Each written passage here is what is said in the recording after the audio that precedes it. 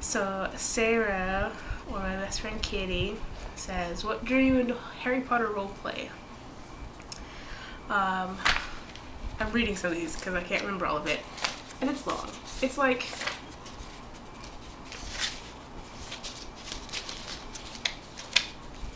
meh. It's like 4 pages of question and answer. Because I'm crazy.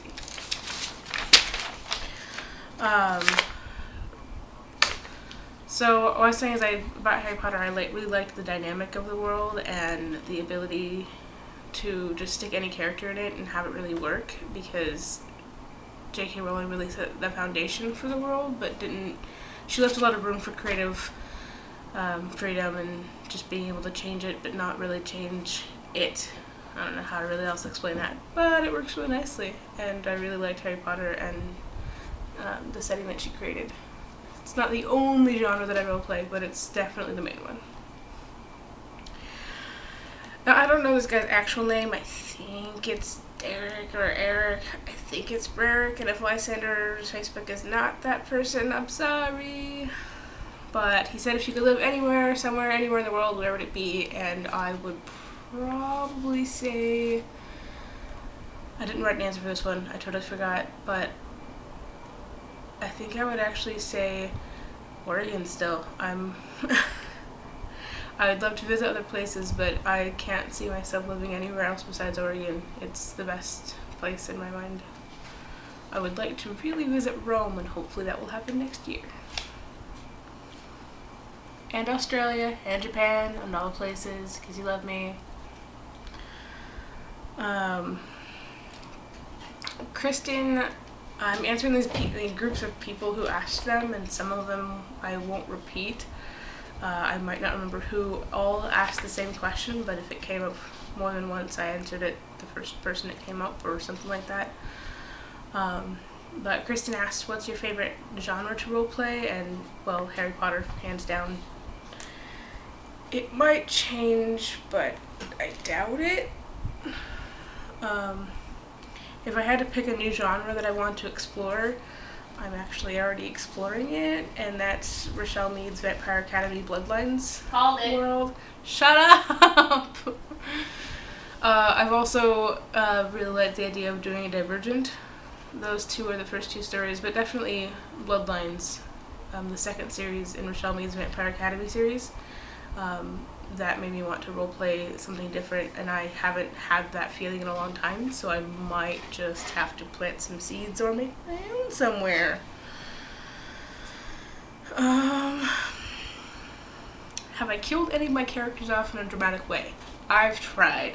The thread never finishes. Somebody always goes away and it sucks, but I will finish one. I almost killed somebody off in a dramatic fire that was started by 2 spells backfiring. I also had somebody almost get torn apart by a vampire, but that person never came. It's kind of like having your favorite thing dangled in front of your face and then having it taken away. Not that my favorite thing is having people tortured and killed, but it's that once you've had it, like, it's fun. It's fun to roleplay conflict. Yeah, that's the best way I can describe that. I'm twisted, Kay. Speaking of Kay, Kay is the next person to ask questions. If I could roleplay only a canon character from my chosen genre, who would I play? I can't pick one. You'll notice that I can never pick one. I'm not a person of picking one. So I picked 2 genres. For Harry Potter, Neville Longbottom and Luna Lovegood. I've played Neville before, but every time Luna's always taken, so I've never gotten a chance to play her. And then from the Bloodlines or Vampire Academy, it would be Rose Hathaway or Adrian Ivashkov. I picked a guy and a girl from each one because I'm that person. I like playing both. The favorite character I've ever played, I put Juliet/TE/Allison. Juliet is a character I have had forever. I'll mention later again that she was my first character that I've ever roleplayed.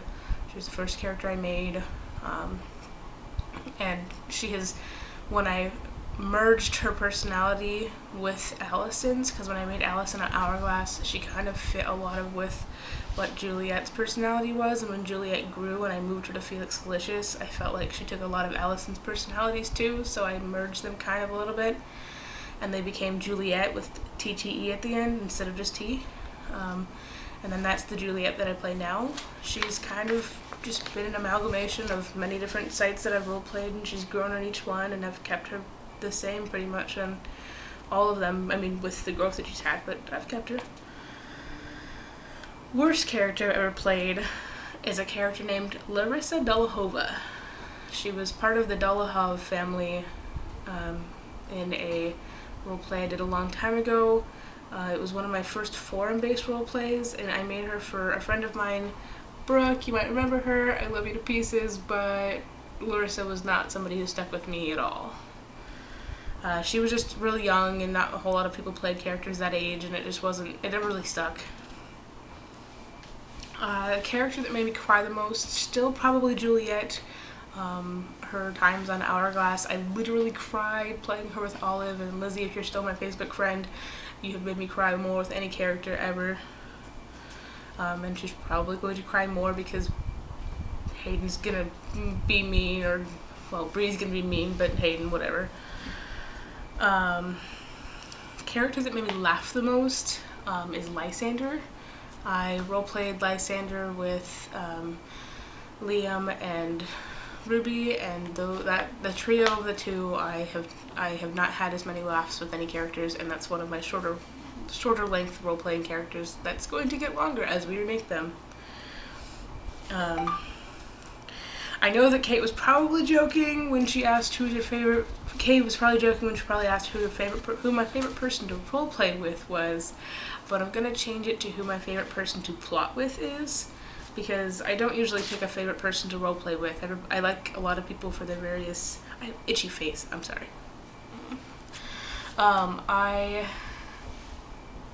If there's one person I can always plot with, that's Kate or Catelyn, Catherine, I've called her many different names, including Punk and Brat and Little Dork and whatever I call you, but she's my Australian best friend, and if there's any time that I need to plot or need to get a muse out or need to think or anything, she's always there. We could literally, you know that joke about unicorns pooping rainbows? Kate and I poop plots. It just happens like glitter, it just doesn't go away.